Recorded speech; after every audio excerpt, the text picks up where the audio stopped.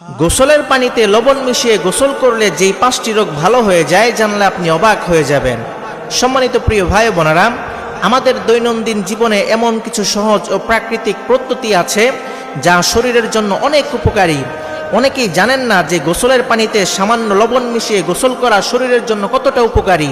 লবণের মধ্যে এমন কিছু প্রাকৃতিক উপাদান রয়েছে যা ত্বক পরিষ্কার করতে এবং শরীরকে সতেজ করতে আর শরীরের বিভিন্ন সমস্যা দূর করতে সাহায্য করে। সুতরাং আপনি যদি নিয়মিত না হলেও মাঝে মাঝে গোসলের পানিতে সামান্য লবণ মিশিয়ে গোসল করতে পারেন, ইনশাল্লাহ আপনার 5টি রোগ ভালো হয়ে যাবে। 1 নাম্বার, চর্মরোগ দূর হয়ে যাবে। আপনি যদি গোসলের পানিতে সামান্য লবণ মিশিয়ে গোসল করতে পারেন, ইনশাল্লাহ আপনার চর্মরোগ ভালো হয়ে যাবে। 2 নাম্বার, চুলের খুশকি দূর হয়ে যাবে।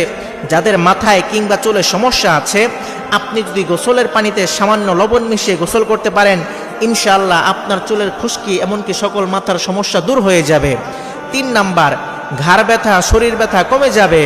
যাদের ঘাড় ব্যথা করে, মাজা ব্যথা করে, কোমর ব্যথা করে, হাঁটু ব্যথা করে, আপনারা যদি গোসলের পানিতে সামান্য লবণ মিশিয়ে গোসল করতে পারেন, ইনশাআল্লাহ সকল ব্যথা দূর হয়ে যাবে। 4 নাম্বার, চুলকানি এবং অ্যালার্জি কমে যায়।